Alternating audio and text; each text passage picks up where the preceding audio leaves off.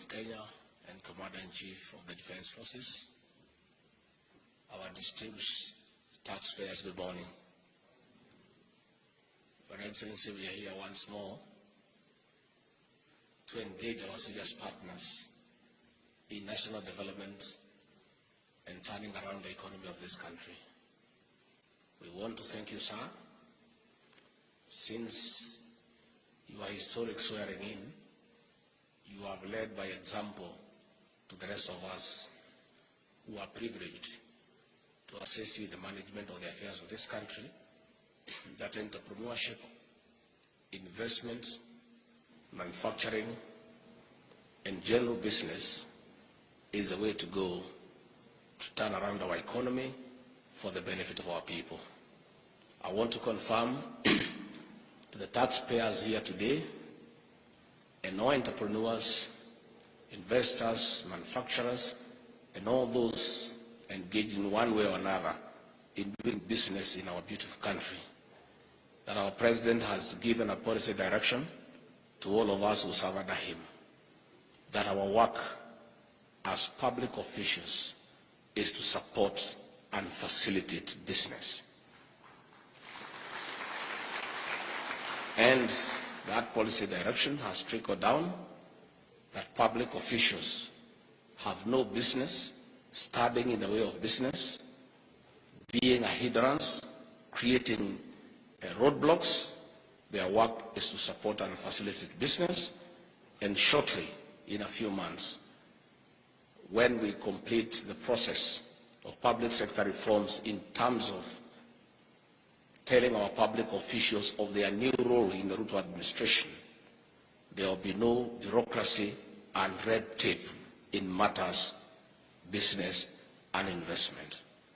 I agree with the governor of Nairobi that the national government too is not at all impressed where when you walk to an office, you cannot tell the original color of the wall because the whole wall is full of multiple licenses. Those licenses must give way to show people, for people to appreciate the original color of the wall by having a single permit. So all permits should be collapsed under one.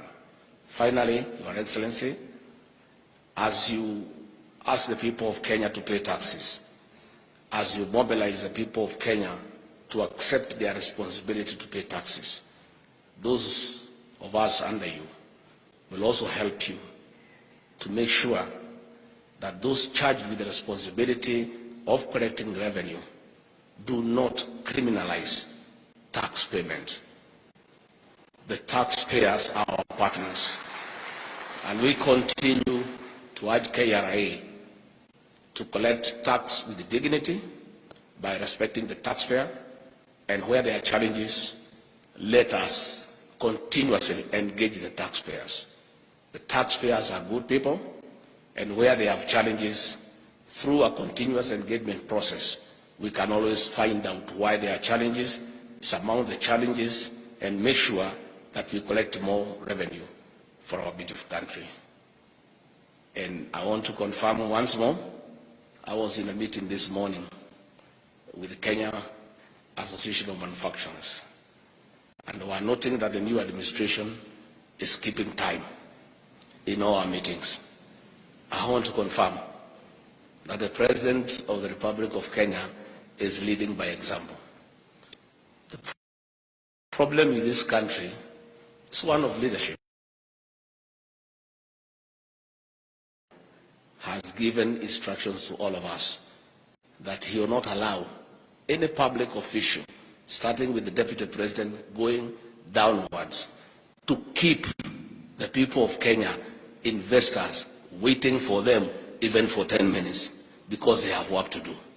So we want to tell our CSs, our PSs, and no other officials downwards, you take the cue from the President. You keep time so that we allow Kenyans to go and do business and build their country. I don't want anybody to get in trouble with the new President. That's why I'm giving you this policy direction. Your Excellency, we want to say thank you very much. You have set the pace, I'm sure the new CSs are already acclimatizing to the way of doing things. The President yesterday told you that you'll have to work up to late hours and requested your spouses to be reasonable, but we don't want you also to take advantage to do other things. The President is a family man and he believes in the family unit, so let not a few of you take advantage of his advice, and he's requesting your spouses to be understanding to get out of the way. It is for the purposes of just making sure in office to work for the people of Kenya. Your Excellency, our Deputy, I'll monitor so that we make sure they are in office doing the right thing. With those few remarks, it's now my privilege to ask you to be upstanding. We welcome the President of the Republic of Kenya, Dr. William Samoei Ruto. Please give him a heavy clap.